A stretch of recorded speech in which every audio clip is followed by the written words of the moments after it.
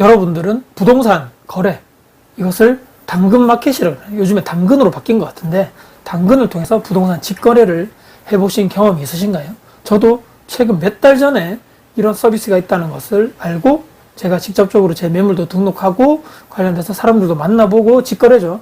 그래서 이런 사람들, 제가 수많은 사람들을 만나보고 나서 제 나름대로 경험한 데이터를 가지고 제목을 부동산 거래, 특히 당근을 통해서 만난 최악의 예비 임차인들이라 그래야 되나요? 정말 그런 인간 말종을 넘어선 정말 제가 어떻게 말을 표현할지 모르겠지만 이런 사람들 제가 만나본 경험을 제가 몇몇 분들 사례를 들어서 이런 분들이 있으니까 정말 특히 임대인분들 조심하셔라라는 내용을 가져와 봤습니다.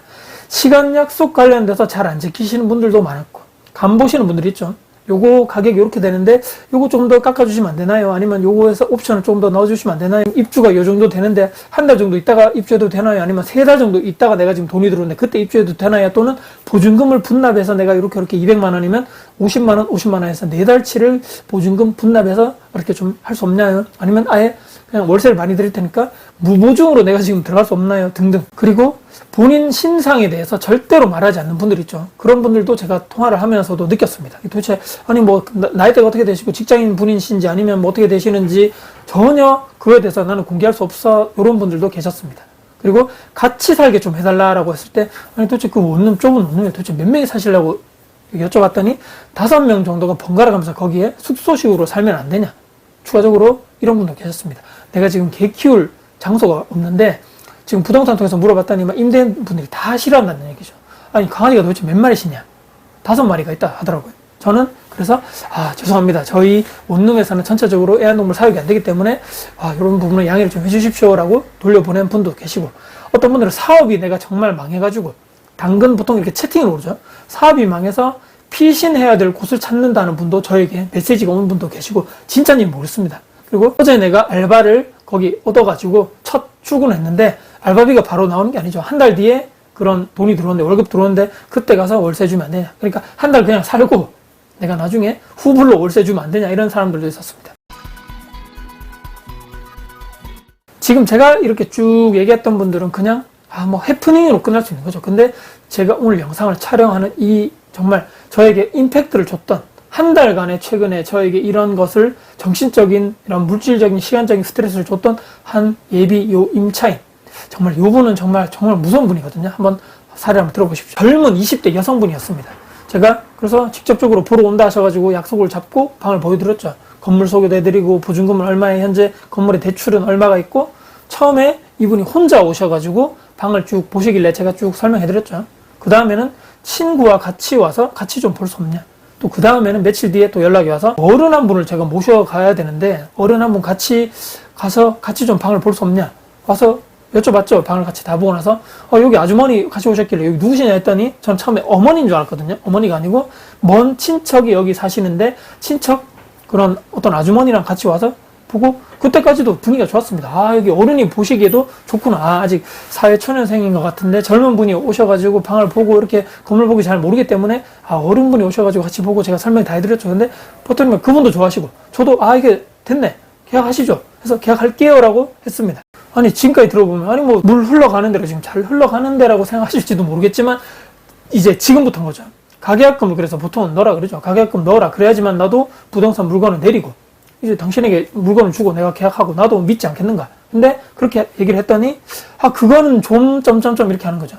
일단은 그러면 은행 가서 본인이 대출을 받아서 들어와야 되는데 전세에 관련된 대출 알아보고 연락을 주겠다. 그 이후에 일주일간의 시간을 지나서 제가 물건을 계속적으로 잡고 있는 거죠. 이분은 한다 그러고, 근데 가계약금은 아직까지 내가 전세에 관련된 대출을 확실하게 뭐 이렇게 은행에서 대출 승인되면 된다라고 하면 내가 그때 가계약금을 넣든지 하겠다라고 해서 일주일간 계속적으로 그 물건을 이렇게 막 계약이 된 것도 아니고 안 된 것도 아니고 그냥 계속적으로 가는 거죠. 일주일 뒤에 연락했다고 와서 다음에 은행 갔다 와보니 대출에 문제가 없고, 다음에는 부모님을 내가 진짜 모시고 오겠다, 부모님을 정말 보고 최종적으로 확인을 컨펌을 받은 다음에 내가 바로 계약을 하겠다라고 해서 모셔와라, 또 설명해드리겠다 해서 똑같이 오셔가지고 설명해 드리고, 뭐 이렇게 건물이 대출이 어떻게 고 구조가 어떻게 돼 있고, 여기는 어떻게 해가지고, 여기는 뭐 어떻게 여기 주변에 상권이 어떻게 돼 있고, 뭐 음식점 여기가 많이 이용하시는 것 같고, 이렇게 했습니다라고. 그 부모님도 오셔가지고 너무 마음에 든다. 이게 너무 깔끔하고, 특히 여기 1층에 제가 매장에 와이프랑 같이 운영하기 때문에, 아, 주인이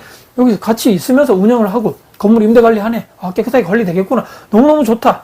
그래서 이런저런 얘기하면서 다 덕담도 오고 가면서, 아, 요즘에 전세 사기다 뭐다 해가지고 이거 어떻게 뭐 방법이 없냐길래, 아, 그 전세 보증보험 가입됩니다. 뭐 전 그러시면 제가 얼마 안 하니까 비용, 제가 전에 2년치 제가 그 전세 보증보험 비용도 제가 지불해주겠다 하니까, 와, 너무너무 마음에 들면서 서로 화기애애한 부분에서 집에 가시고 가시는 대로 가계약금 넣으십시오라고 했습니다. 그때부터 가계약금을 안 넣은 지가 하루 이틀 3일 생각해보겠다. 아, 뭐 부모님 좀 더 생각해보라 해가지고요. 10일이 지났습니다. 거기서부터 또 이분의 저에게 밀당이 시작되는 거죠. 옵션을 조금 더 추가해 줄 수 없냐? 아, 뭔데 도대체? 거기 투룸 사이즈인데 건조기를 좀 넣어달라. 세탁기는 있는데 건조기 없는 거죠. 아, 건조기? 아, 건조기가 한두 푼 하는 것도 아니고. 그 다음에 또 얘기하는 거죠. 냉장고를 지금 약간은 큰 사이즈는 아닌데 조금 더 큰 사이즈로 교체해 줄 수 없냐? 추가적으로 커튼을 내가 이렇게 쫙 블라인드를 달아야 되는데 그 비용도 혹시라도 전액 지원을 가능할까요? 와, 정말 그런 상황에서 제가 확답을 하지 않았습니다. 건조기, 그 다음에 저 커튼이나 블라인드 치는 비용까지 지원. 아, 이게 돈이 너무 많이 들어가는데 내가 일단 좀 생각을 해보겠다라고 전화를 끊고 며칠이 지나고 나서 모르는 번호로 전화가 왔습니다. 그분을 파서와서 통화를 했더니 그분 아까 모셨던 그 20대 그 여성분의 부모님, 어머니가 저에게 전화를 해서 얘기를 하는 거죠. 보증금은 이렇게 뭐 깎을 수 없다 그러는데 관리비를, 거기에 뭐 보증금 얼마에 관리비 이렇게 들어가는데 관리비를 좀 반 정도 50% 깎아줄 수 없나? 나도 지금 여기뿐만 아니고 지금 내가 와서 솔직하게 얘기 드리는 건데, 사장님한테 얘기 드리는 건데 여기뿐만 아니고 몇 개월 주변에 더 봤다는 거죠. 그 중에서 사장님 건물이 제일 마음에 드는데 이거 옵션, 이 딸내미가 이게 또 옵션도 다 추가를 하고 관리비 이것도 좀 반 정도 시원하게 깎아주시면 내가 적극적으로 해가지고 여기 계약하게 하겠다. 이 모든 것을 설계했던 것은 바로 이 어머니의, 제가 생각했을 때는 설계가 아니었던가라고 생각을 하는 거죠. 제가 고민을 좀 해볼게요 라고 한 이미 시간이 많이 지나서 거의 한 달 정도 시간이 갔습니다. 30일 정도 지난 어느 날 갑자기 전화도 아니고 문자, 이 여성분의 문자가 왔습니다. 죄송한데 계약을 하지 못할 것 같습니다. 부모님이 반대를 하네요.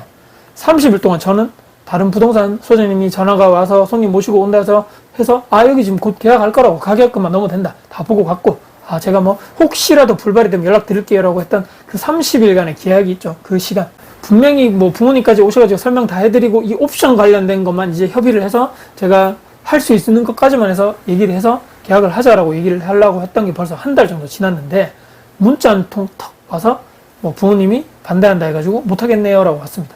정말 제가 너무 화가 나더라고요. 아무리 직거래고 장난하는 것도 아니고 전화해도 그래서 전화 안 받는 거죠, 제가.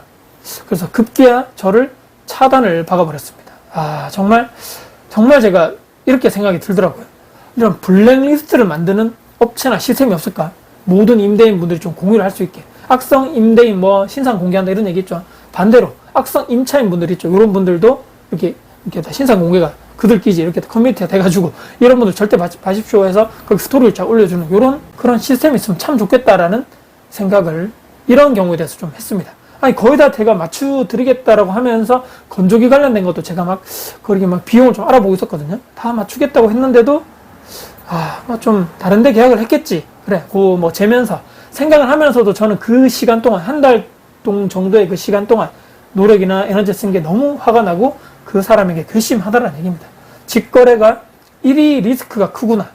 해당 어플을 써서 당연히 좋은 임대 임차 문화를 만드시는 분들이 대부분이라 생각을 하면서도 어딜 가나 물 흐리는 그 미꾸라지 한 마리가 있는 거죠.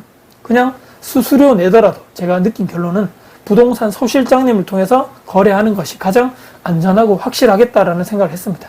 당근을 통해서 부동산 직거래 관련된 이런 것에 대해서 제가 약간 지금 혐오하는 감정까지도 생기게 했던 최근에 이런 1년에 좀 좋지 못했던 이런 사례들 몇 가지를 정리를 해봤고, 마지막에는 이런 최악의 한 달 동안 제가 스트레스 받았던 내용에 대해서도 여러분께 한번 소개를 해드리면서 뭐 조금 조심하자 이런 얘기겠죠. 오늘 영상 여러분께 도움이 되셨다면 구독, 좋아요, 알람 설정, 댓글 주시고요.